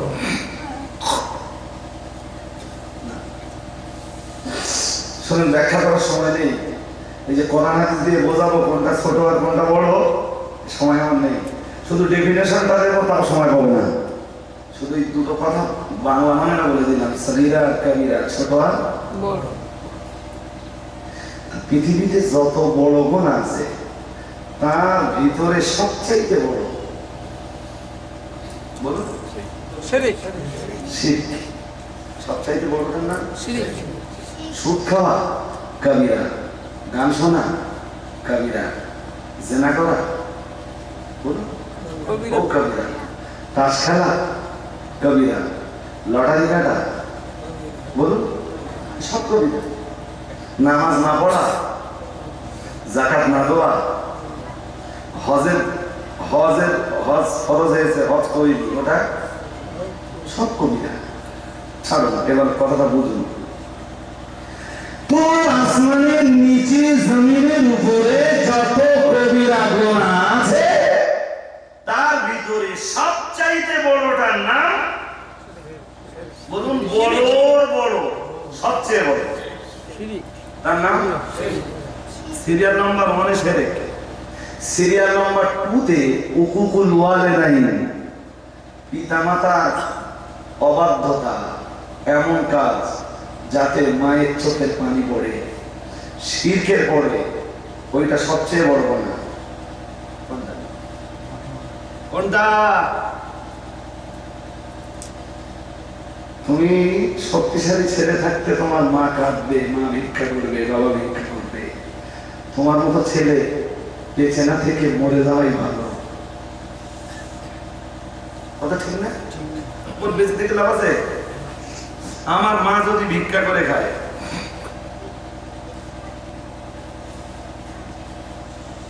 আমার মায়ের যদি 50-55 বছর বয়সে লোকের বাড়ি কাজ করে খেতে হয়, এখন আমার তাকত থাকা সত্ত্বেও আমার বেঁচে থাকা ভালো না মরে যাওয়া ভালো? জোর করে বলেন। আমি মরে গেলে আরো লোকে ভালোভাবে ভিক্ষে দেখে গ্রামের লোক, সারা গ্রামের লোক বলবে না উনি মা সে মরে গেছে, 10 দিন বেঁচেছে, লোক গেছে। এখন ওর মা না, সারা গ্রামের মানুষের মা। আমাদের কর্তব্য একটু দেখা, ঠিক না? ঠিক। এই জন্য রাসূলুল্লাহ দিয়েছেন 1 নম্বরে শিরক, 2 নম্বরে আল্লাহ পাকের নবী 3 নম্বরে বলেছেন কওলুজ জুর, মিথ্যা মিথ্যা কথা বলা। কি বলা? শিরক, মা বাবার কষ্ট দেওয়া। 3 নম্বরে এগুলো বলো বড় বড়। এখন দেখতেছেন সুদের কথা এসছে, এখন এসছে কাশের কথা, মদের কথা, কোনোটা আসেনি। এগুলো বড় বড়, সবচাইতে বড়। সিরিয়াল 1, সিরিয়াল নাম্বার 1 শিখ, সিরিয়াল নাম্বার 2 মা বাবার মনে কষ্ট, আঘাত, বেদনা, মা বাবার চোখের পানি। নাম্বার 3 বলো এত মারাত্মক। এই জন্য কোচিরে কোনোদিন মিথ্যা কথা বলার সুযোগ দেবে না। আমার একটা ছেলে একটা মেয়ে, আজ পর্যন্ত আমার কাছে ওরা কোনোদিন মিথ্যা কথা বলার সুযোগ পায়নি, সাহসও নেই। মিথ্যা বলে চামড়া ছাড়িয়ে দেবে, 1 পিস মিথ্যা কথা। এই 8 মাস সময় ছেলেটা এখন বাড়ি, তো 2 দিন অসুস্থ হয়ে মাদ্রাসা থেকে ফিরে এসছে। আজকে সকালে ডাক্তার করেছি, সন্ধ্যার সময় 8 মাস সময় 5 মিনিট অফ করেছি ওর জন্য।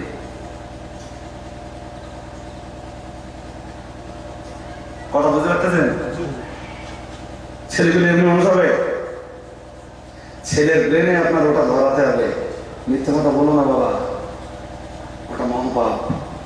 দেখবেন আপনার সঙ্গে কেন, দুনিয়ার কারোর সাথে মিথ্যা কথা বলবেন। আমি তো ছেলের প্রায় বলি, আমি মহা অন্যায় করে বাড়ি আসবি, বাবার কাছে যে স্বীকার হয়ে যেমন অন্যায় করেছি, এবারে রাস্তা কি? তো বাবা যদি বোঝে তুই যে অন্যায় করেছিস শাস্তি দেওয়ার যোগ্য, পৃথিবীর কারণ লাগবে না তোর শাস্তি দেওয়ার জন্য, তোর বাবাই যথেষ্ট। ওটা কোরআনে আল্লাহ বলে দিয়েছেন সূরা নিসার 135 নম্বর আয়াতে। কে তুমি ওইটা দেখতে যেও না, যে অপরাধ করেছে তার শাস্তি দাও। ছেলে, মেয়ে, বউ, মা বাবা, তোমার মামা মামি, দাদা দাদি, নানা নানি, কে ওটা দেখবার চেষ্টা করো না। সাবধান, মিথ্যা সাক্ষ্য দিয়ে ওদেরকে বাঁচানোর চেষ্টা করো না, মিথ্যা কথা বলে ওদেরকে বাঁচানোর চেষ্টা। কোরআন শরীফের সূরা নিসার 135 নম্বর আয়াতে আছে। আজকে খাদিজার মেয়েদের বুখারী শরীফের একটা হাদিস পড়াতে পড়াতে ওই আয়াত এসেছে, একটু সুন্দর করে ওদেরকে বুঝিয়ে দিলাম। আজকে আমার বাবা ওই আয়াতের বলে না, মিথ্যা সাক্ষী তো আরো ভয়াবহ। আপনার একটা মিথ্যা সাক্ষ্যের কারণে, একটা মিথ্যা সাক্ষ্যের কারণে একজন মানুষের জীবন তামাম জিন্দেগিটাই কারাগারে অন্ধকারে পড়তে পারে। কথা ঠিক না ঠিক? এই জন্য রাসূলুল্লাহ দিচ্ছেন কওলুজ জুর। কি কথা? কথা বলেন না কেন? কি কথা? খবরদার মিথ্যা কথা বলবা না। বাংলাদেশের সাইদি সাহেবের মতো আলেম আজকে 10 থেকে 11 বছর কারাগারের অন্ধকারে তার জীবনের এই মূল্যবান 10-11টা বছর আজ কেটে যাচ্ছে। কিসের জন্য? জোর করে বলেন, কোনদিন মিথ্যা সাক্ষী দেবেন? দেবেন? দিলে কি হবে ওটা কোরআন আর হাদিস বলে দিয়েছে। আপনার কই বাঁচানে ওয়ালা থাকবে না, এটা যেন মনে থাকে। জি, যদিও আমার ওয়াজ এখানে নয় মিয়া, আমার ওয়াজ হলো সূরা আনআমের 82 নম্বর আয়াত। আল্লাহ পাক রব্বুল আলামিন জানিয়েছেন, আল্লাযীনা আমানু, যারা ঈমান এনেছেন, ওয়া লাম ইয়ালবিসু ঈমানাহুম বিযুলমিন। আল্লাহ পাক রব্বুল আলামিন জানিয়েছেন, ঈমানের ভিতরে যারা ঈমান আনয়নের পরে জুলুমটাকে যারা মিলিয়ে ফেলেননি, ঈমানের সঙ্গে যারা জুলুমটাকে জায়গা দেননি, ও বাবাজিরা বাবা, মহান আল্লাহ জানিয়েছেন, উলাইকা লাহুমুল আমনু, আল্লাহর পক্ষ থেকে তাদের জন্যই রয়েছে নিরাপত্তার ঘোষণা। একটু মন খুলে বলেন। তো আমাদের প্রশ্ন ছিল আজকে যে আমাদের ইমানে জুলুম জায়গা পেয়েছে কিনা।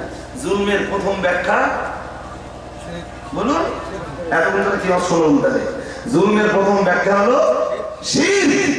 যারা ইমানের সঙ্গে শিরক জায়গা দিয়েছে, জি, তাদের নিরাপত্তার দায়িত্ব আল্লাহর নেই। ফির দুনিয়া বা আখেরা, না দুনিয়ায় না আখেরাতে ওরা জাহান্নামে যাবে।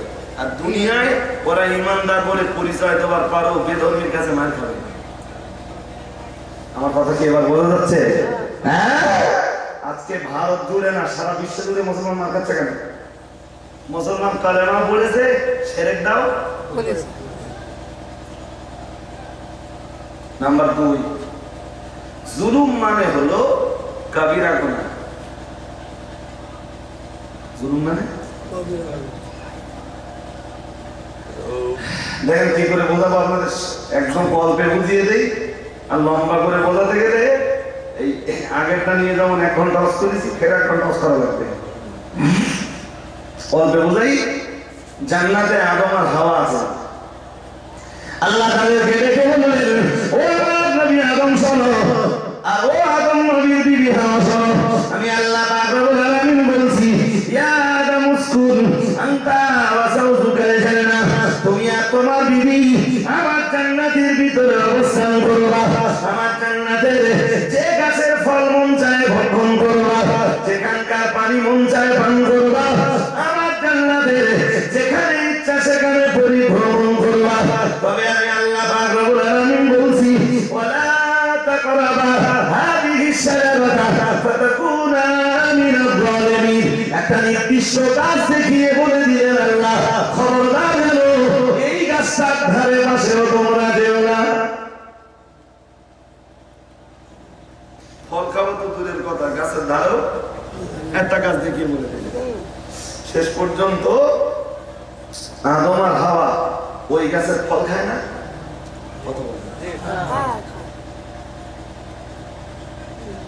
আল্লাহর নিষেধাজ্ঞা অমান্য করেছে না, আল্লাহর আইন, আইনটা কার? অমান্য করেছে আদম আর জান্নাত থেকে ফেলে দিলেন আল্লাহ। আদমকে দিলেন এক জায়গায়, হাওয়াকে দিলেন,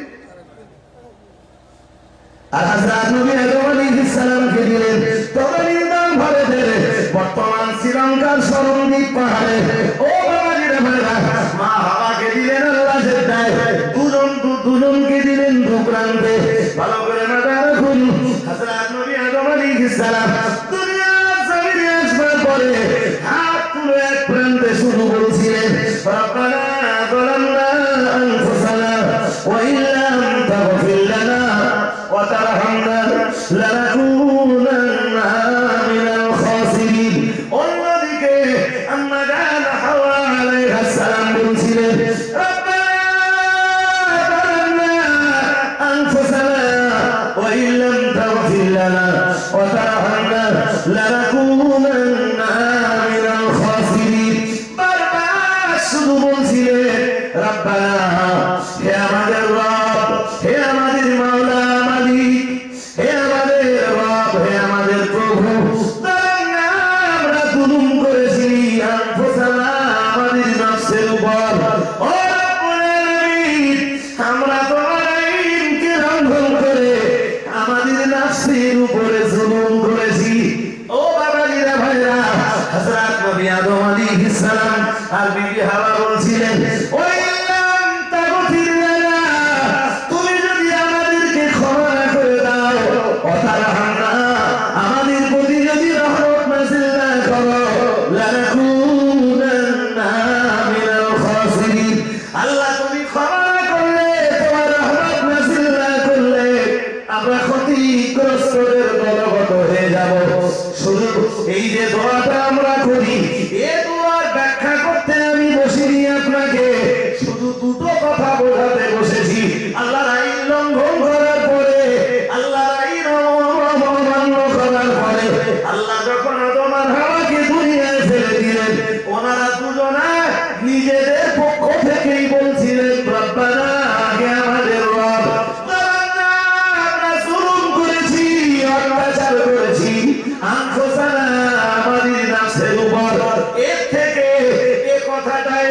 স্পষ্ট হয়ে যায় আল্লাহর আইন অমান্য করাটাও জুলুম।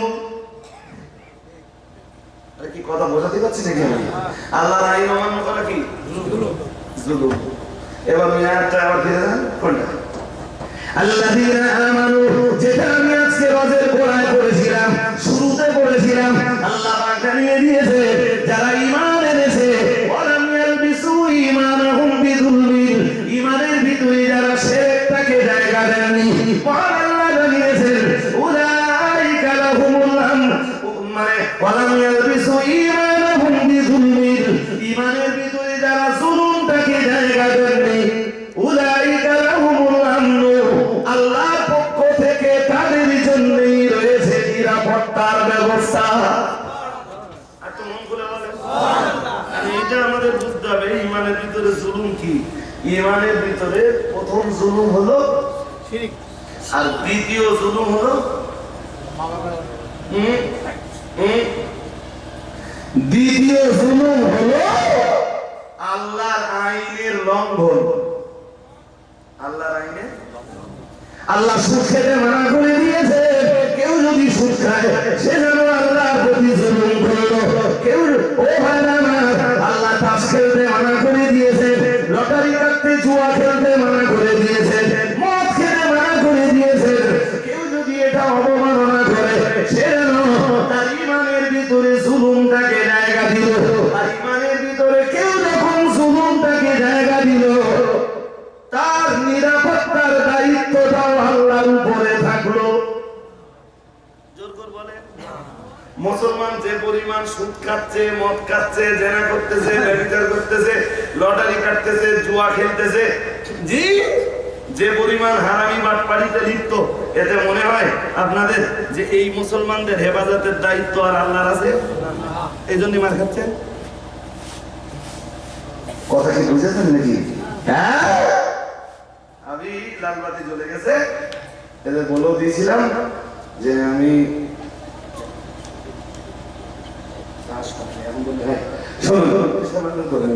শোনো, আমি ব্যস্ত বলেছিলাম 8:30 পরে থাকবার কোনো কায়দা নেই, আমি যাবো দূরে, ফের ঘুরে আসতে হবে আবার বক্সরায় 11:30টায়।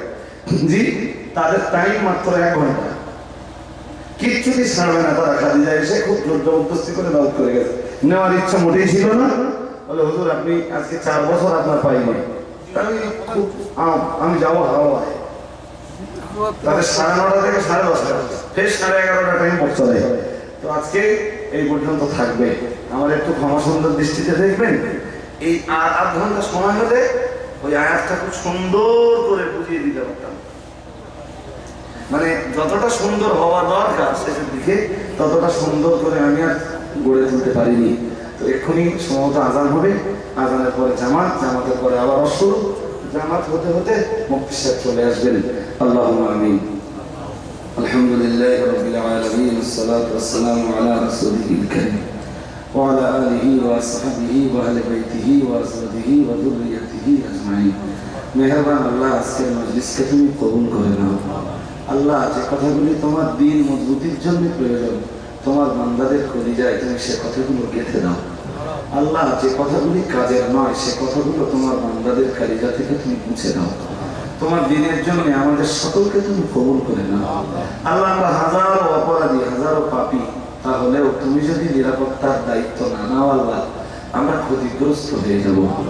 আল্লাহ, আমরা হাজার পাপ করার পরেও তো তোমার জন্য সাজদা করি। আল্লাহ, এইটুকু তুমি অন্তত আমাদের থেকে কবুল করে নাও। আমাদের সকলকে ক্ষমা করে দিয়ে তোমার পক্ষ থেকে নিরাপত্তা আমাদের নসিবে মঞ্জুর করে নাও। তাকাব্বাল দুআআনা বিওয়াসিলাতি নবী সাল্লাল্লাহু আলাইহি ওয়াসাল্লাম বিহুরমাতি হাযিহিল কালিমাতি তাইয়্যিবাতি লা ইলাহা ইল্লাল্লাহু মুহাম্মাদুর রাসূলুল্লাহ সাল্লাল্লাহু আলাইহি ওয়াসাল্লাম। আসসালামু আলাইকুম। इसको आगे बोल जो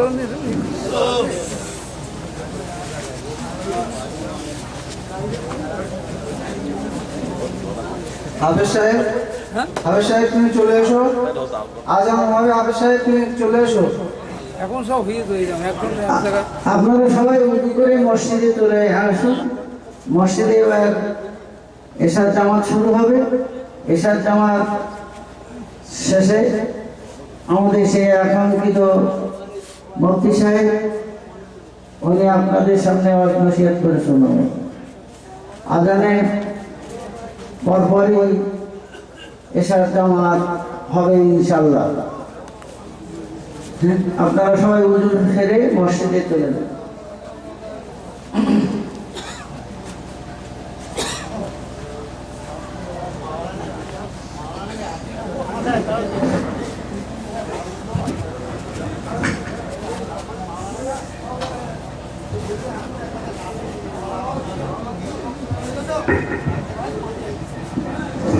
ঠিক আছে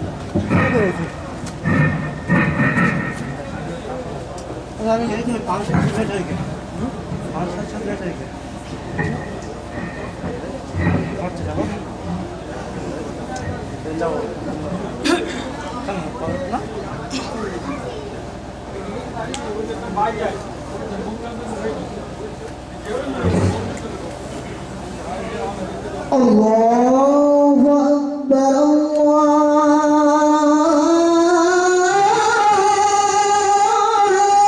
Akbar, Allahu Akbar.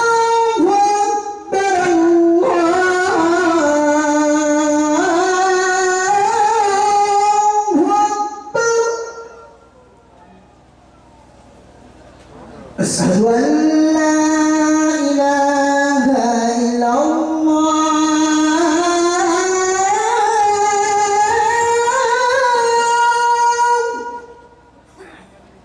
Asyhadu an la ilaha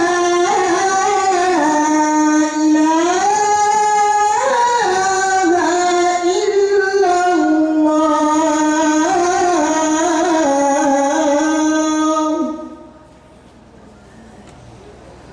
Asyhadu anna Muhammadar Rasulullah.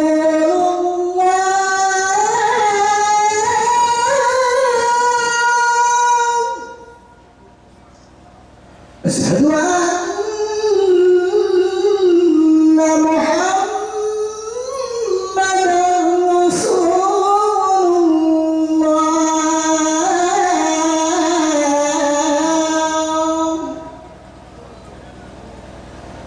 حي على الصلاة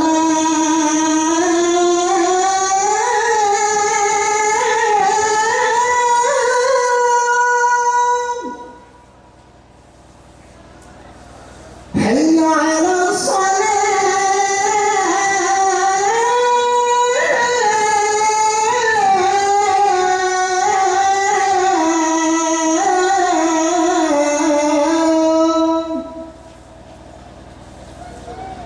حي على الفلاح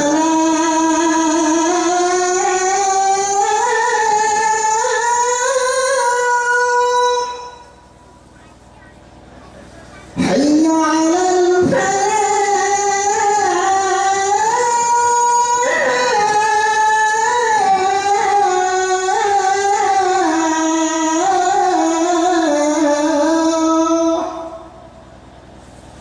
Allahu Akbar, Allahu Akbar. La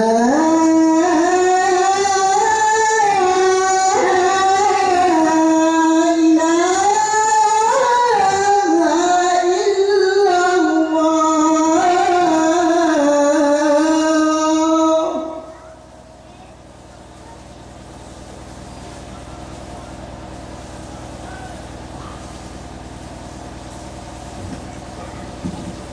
দলবদ্ধভাবে যারা এসেছে এবং গ্রামের মানুষ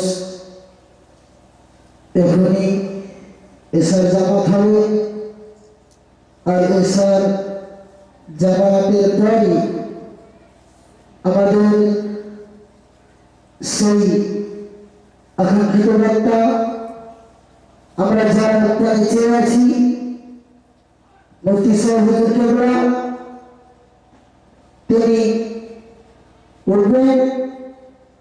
আমরা সকলে এসে নামাজ আদায় করে আমরা জনস্থানে এসে বসে পড়বো ইনশাআল্লাহ। নামাজের পরই মুফতি হুজুর উঠবেন ইনশাআল্লাহ।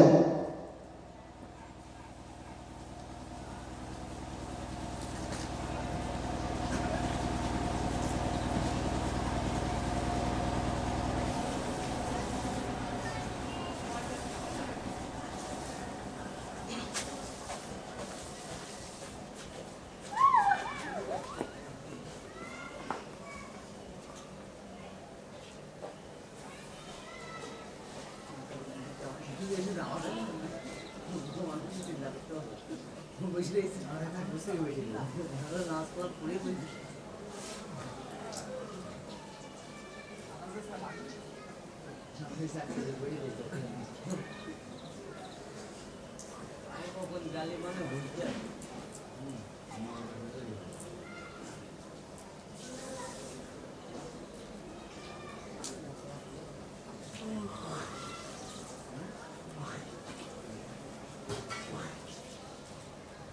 আলাদা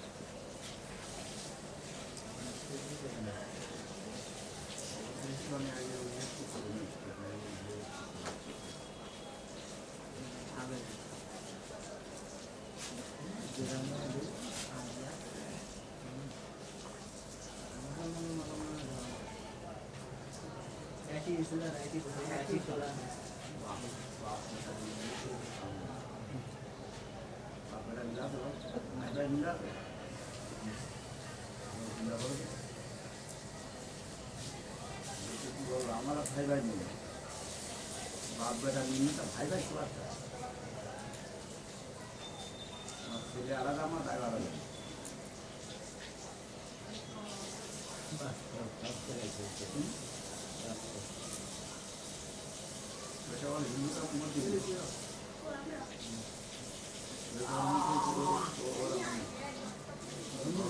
আমি না কেন বলো